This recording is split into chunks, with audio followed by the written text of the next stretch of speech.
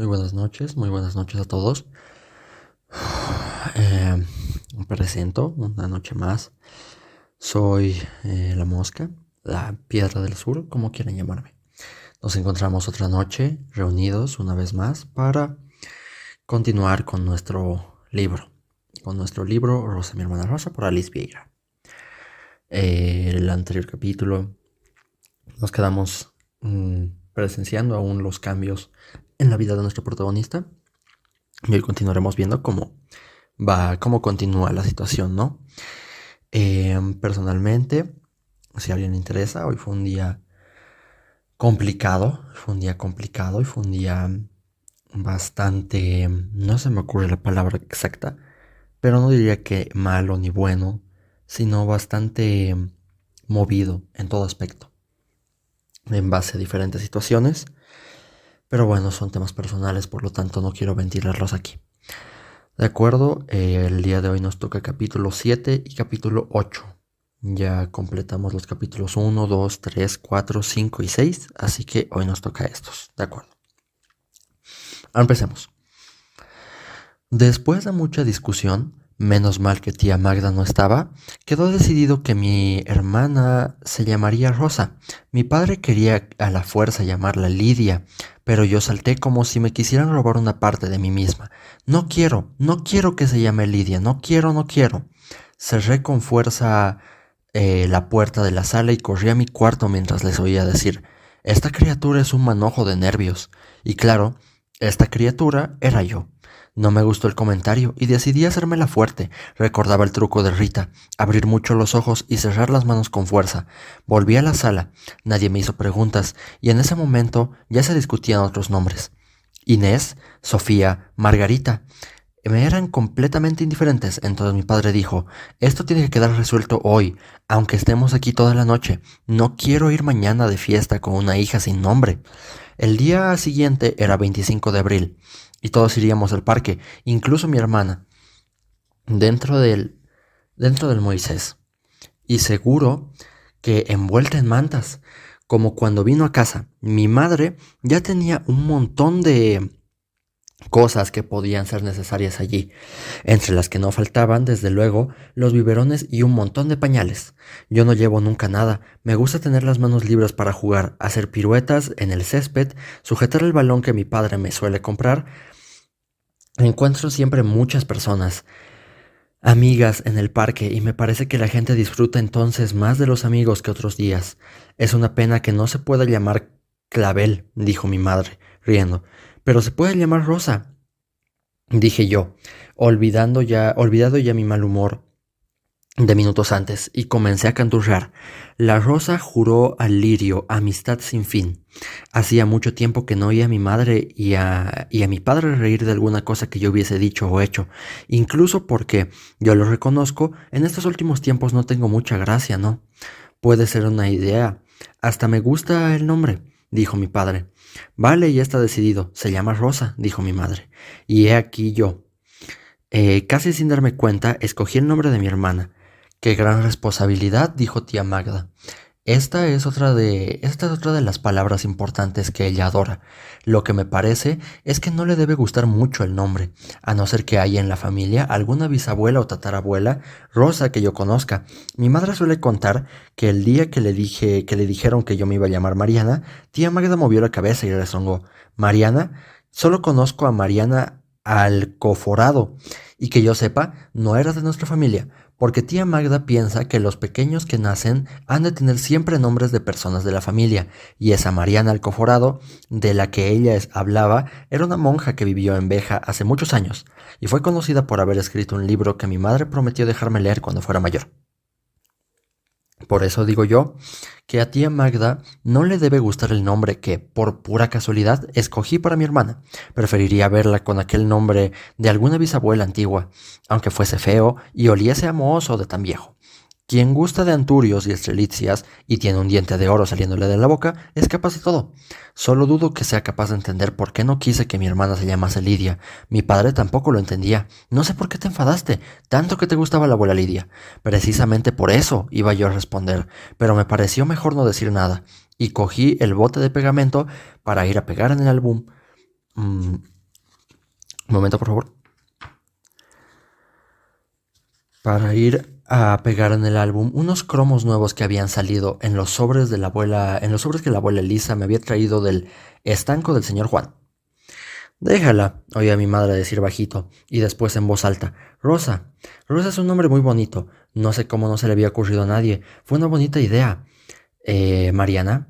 Me entraron unas ganas locas de silbar. Lo peor es que, a pesar de los esfuerzos desesperados de Rita por enseñarme, yo no sé silbar, yo tampoco. El aire se me escapa entre los dientes. No se oye nada de música. Pero cuando me siento contenta, es un deseo atrevido el que tengo, y no hay nada que pueda hacer. Rita silba como un mirlo, para escándalo de la abuela Elisa. Ella dice que en su tiempo era una vergüenza que las chicas hicieran tal cosa. Qué tristes debían ser las chicas del tiempo de la abuela Elisa, con tantos exámenes, regletazos, miedo al profesor y sin poder al menos silbar. Ya habían pasado las 10 de la noche, pero como el día siguiente era festivo, nadie tenía prisa por mandarme a la cama. Además, aquella noche era una noche diferente. Mi hermana ya tenía nombre, y eso debía ser muy importante, porque en un cuadro que mi madre había puesto en la pared de mi cuarto, con un niño de ojos tristes y muchas cosas escritas debajo, la primera frase decía: «Todos los niños tienen derecho a un nombre». Mi hermana era Rosa, tenía ese derecho. Ahora un clavel enamora, así son siempre las rosas. Canté yo solo para mí y descubrí que me moría de sueño. Nota al pie. El clavel se convirtió en símbolo del levantamiento contra la dictadura militar que se produjo en Portugal el 25 de abril de 1974.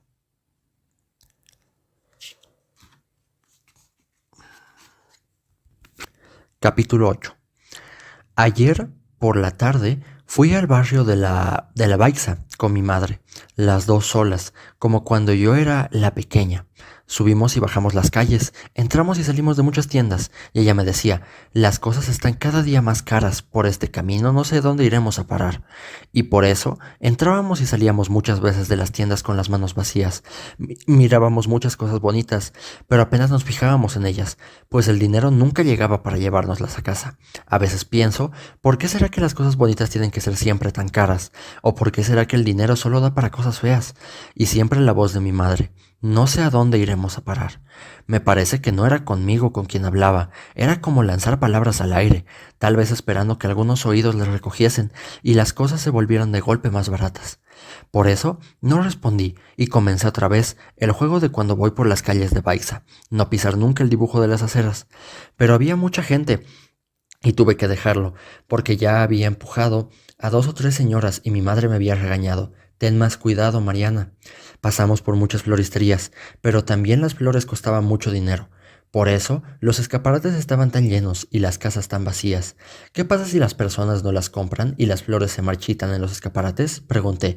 Mi madre se encogió de hombros. Yo qué sé, tienes cada idea. Pero después añadió: todos los días hay entierros. Al precio que están las flores, me parece que las personas solo les compran para eso. ¿Por qué las personas llevan flores a los que han muerto, mamá? Porque es el último regalo que les pueden hacer. ¿Y no es mejor regalarles flores cuando están vivas? Tú no llevas flores ahora a nuestra casa porque son muy caras. Fue lo que dijiste antes. Pero si alguno de nosotros muriese, las llevarías. Y eso seguirían siendo caras, ¿no? No juegues con esas cosas, Mariana. Eres muy pequeña y no entiendes bien. Eso es lo peor que me pueden decir, y mi madre lo sabe. Y yo también sé que cuando me contesta así es porque no sabe qué responderme. Dios mío, qué difícil es vivir en una familia. Cuando Rosa crezca, le tengo que explicar todo muy bien, explicadito, para que no esté como Rita, metida en su caparazón.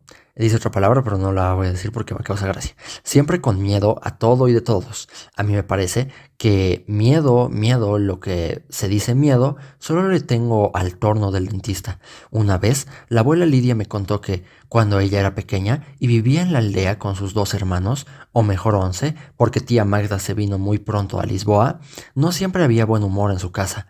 Mira, Mariana, La culpa no era de mi madre, la pobre que trabajaba día y noche para que hubiese siempre un bocado de pan en la mesa, ni tampoco de mi padre, que murió al poco tiempo allá en Francia, soñando siempre con tener algún dinero para mandárnoslo. La culpa no era de nadie, o quizá de quienes dejaban que las cosas continuasen así. Unos tenían de más, otros ni siquiera lo suficiente, pero yo era pequeña y no me daba cuenta, y a veces me daban arrebatos de furia y hacía todo tipo de disparates que se me pasaban por la cabeza solo para irritar a mi madre. Era una especie de venganza, solo que ella, la pobre, no lo merecía. A veces perdía la cabeza con nosotros y había tunda a medianoche. Ya sabes, la gente acostumbra decir que en casa del pobre todos riñen y todos tienen razón. Y es verdad. Claro que cuando nosotros hacíamos burradas, sabíamos que íbamos a llevarnos una paliza, y entonces algunas veces yo procuraba esconderme o escapar. Pero mi hermano Jorge, ese tío tuyo que está en Brasil, me agarraba y me decía: no vale la pena huir, Lidia, luego hay que volver, y entonces todavía será peor. Y para animarme añadía riendo: no nos va a matar, ¿no? Y encogía los hombros como si nada importase. Créeme que esas palabras nunca las he olvidado. Incluso ya mujer, cuando las cosas no me iban bien y tenía recelo de enfrentarme con ciertas personas, me decía a mí misma como Jorge: no me va a matar, ¿no? Y todo se volvía más fácil y el recelo desaparecía, porque la gente nunca debe tener miedo a nadie, Mariana, nunca. Por eso, cuando yo a veces grito que nadie me da miedo, mi padre me contesta: sales a tu abuela Lidia. Y porque no quiero que Rosa tenga miedo de las personas, es por lo que le tengo que explicar lo complicado que es tener una familia. Eso es todo por hoy. El siguiente es el capítulo 9 y el capítulo 10. Tengo que decir que esta es mi sesión favorita hasta ahora. La verdad, estos dos capítulos fueron bastante interesantes. El séptimo no tanto, pero el octavo sí nos dejó creo que un consejo bastante claro, ¿no? Entonces, ahora mismo pasaré a dar mi consejo personal. Como siempre digo, si no les interesa esta parte, pueden retirarse, puesto que a partir de aquí es simplemente la finalización del video. Sin más que decir, empezamos.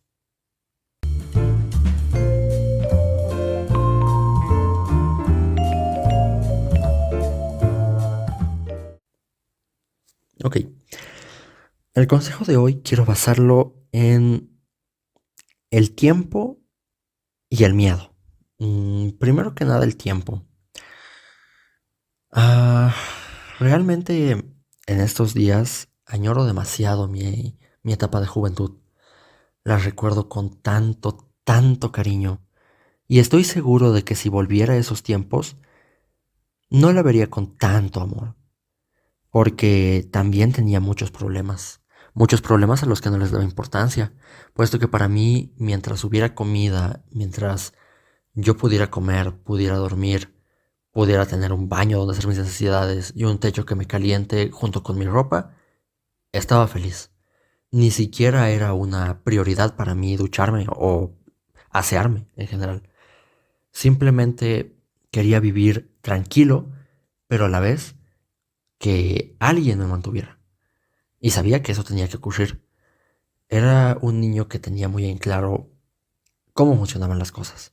Y por lo tanto, yo sabía que ese momento de mi vida nadie me podía decir nada. Yo podía hacer lo que quisiera y podía vivir en paz. Al momento de volver a la casa, tenía un cuarto en el cual estar, y la peor parte del día era tener que irse a dormir, porque era el momento en el cual estaba aburrido.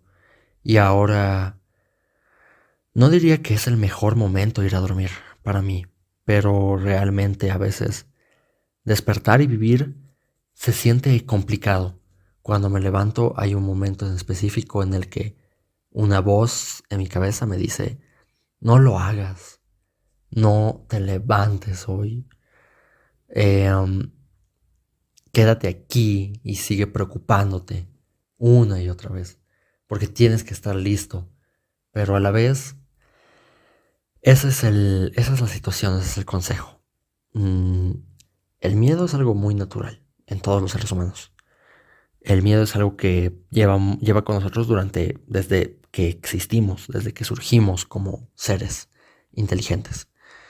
Y fue lo que nos llevó a la supervivencia. Gran parte de nuestra supervivencia fue el miedo.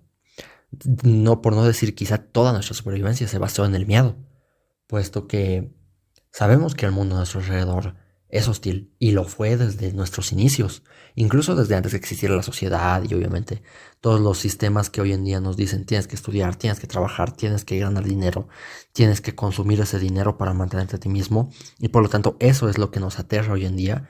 En su tiempo era buena suerte sobreviviendo, encontrando comida y no muriéndote por alguna enfermedad que no conozcas.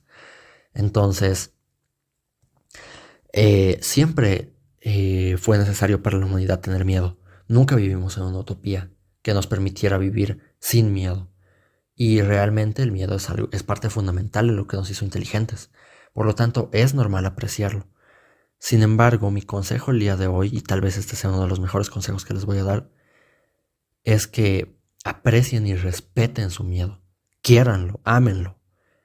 Pero no permitan que el miedo no les deje disfrutar las cosas hasta el momento en el que de verdad tengan que tener miedo. Porque si no disfrutan ahora mismo su presente, si no son capaces de disfrutar una salida con su familia, si no son capaces de disfrutar un momento en el cual puedan escuchar su música preferida, si no son capaces de disfrutar un día libre, cuando realmente tengan que tener miedo, cuando realmente tengan que comparecer ante algún tema familiar, ante algún tema de estudios, ante algún tema de trabajo, ante algún tema económico, ante algún tema de salud, van a recordar todo el tiempo que tuvieron para disfrutar y no disfrutaron, y en ese momento se van a arrepentir muchísimo.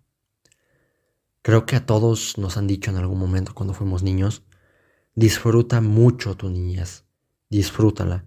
Y claramente creo que a la gran mayoría, y a mí también me molestaba, era simplemente como, soy un niño, ya está. ¿Qué tengo que disfrutar? Estoy viviendo. ¿Acaso tengo que levantarme todos los días y agradecer por vivir? Y ahora que lo pienso, sí, debía haberlo hecho. Y sí lo pensé muchas veces. Y lo intenté. Y hubo tantos días que disfruté mucho, mucho, mucho. Y sí dije, este día lo aproveché siendo niño y aprovechándome de ser un niño. Pero el tiempo pasó. Y hoy en día las cosas han cambiado y ahora la prioridad, a pesar de los miedos, a pesar de las situaciones, ahora la prioridad es estudiar y prepararme personalmente. Todos a mi alrededor lo dicen. Tienes que prepararte para hacer dinero algún día. No me lo dicen así claramente. Cada uno me lo dice de una manera diferente. Pero el mensaje final es el mismo. Y es el obvio. Hay que prepararse para eventualmente poder ser indispensables en algún trabajo y de ese modo empezar a conseguir dinero y poder vivir en paz. Sin embargo, el momento en el cual te das cuenta de que es tu hora de realmente prepararte, es un momento en el que si eres muy fuerte, simplemente lo tomarás y dirás, ok, lo haré. Pero si eres como yo, muy seguramente quieras volver al pasado y quieras volver con todas tus fuerzas. Pero hay que aceptar que eso es totalmente imposible. Así que mi primer consejo del día de hoy, el consejo en referencia al miedo, es que, y bueno, también al tiempo, es que disfruten, es que hagan todo lo posible por disfrutar su presente. Sé que a veces es muy difícil, personalmente créame que lo sé. Sé que a veces es muy, muy difícil disfrutar el presente, porque tu mente naturalmente no te para de decir las cosas malas, porque quiere prepararte. Tu mente no te dice las cosas malas porque te odie y porque quiera verte caer, sino porque quiere prepararte. Pero no se puede dar cuenta de cuándo te está haciendo daño si tú no le haces darse cuenta. Tienes que tú mismo ponerle un alto a tu mente y decirle, y también tener en cuenta de que hay cosas que no puedes controlar. Lamentablemente hoy en día hay cosas que no puedes controlar. Estamos en un periodo de la humanidad que mucha gente en el pasado habría envidiado, pero hay cosas que incluso ahora con toda la tecnología y todo toda la administración que tenemos en países y demás, no se pueden controlar. Como ciudadano no puedes. Quizá en años posteriores, viendo cómo avanza la tecnología a pasos agigantados estos últimos años, nuestro cambio evolutivo, quizá en unos años podamos controlar más cosas. Quizá la salud pase a ser algo muy sencillo de controlar. Incluso con prótesis y cosas así. Eso ya es de el futuro. Pero de momento no se puede controlar todo. Realmente no. Entonces, lo esencial es amar y disfrutar el presente lo más posible. No, personalmente no puedo negarte a añorar el pasado, ni odiar la nostalgia o no poder sentirla o no querer sentirla. Personalmente yo la sentí por mucho tiempo y me encerré en ella mucho, muy fuertemente. Pero tienes que aprender a soltarla y mirar hacia el futuro, sea lo que sea que vaya a pasar, con una sonrisa. Esa es la primera situación. Y la segunda, en base a el capítulo que acabamos de leer, el capítulo 8, es que justamente como dijo la abuela Lidia, no hay que tenerle miedo a la gente. Si es algo que yo les puedo aconsejar, personalmente yo no le temo a las personas y nadie debe temerle a las personas, la verdad. Creo que es un peor temor incluso que el temor de la salud, que es por lo que yo más sufro. Porque yo sé que sufro mucho por mi salud. Personalmente, soy muy paranoico con ese tema. A pesar de que, no se preocupen, no tengo razones muy reales para preocuparme demasiado. Aún así, sufro bastante por mi salud. Pero yo tengo muy en claro que sufrir por las personas y tener miedo por alguien que te pueda hacer daño por alguna u otra razón es peor. Porque es algo que totalmente y completamente no puedes controlar. No puedes controlar. No puedes controlar la vida de otra persona, puedes controlar cómo tú te guías con esa persona. Así que si realmente puedo aconsejarles algo, y es lo mismo que vimos en el capítulo 8, nunca le teman a la gente. Nunca dejen que el temor a las personas los invada. Es lo peor que puedan hacer. Nunca den tampoco cosas a las personas para que ustedes puedan llegar a temerlas. Creo que ese sería mi segundo consejo y el último por esta noche. Mañana nos veremos en otra edición, en otra sesión. Y bueno, espero que puedan tener una buena noche. Espero que descansen bien. Nos vemos mañana. Muchas gracias.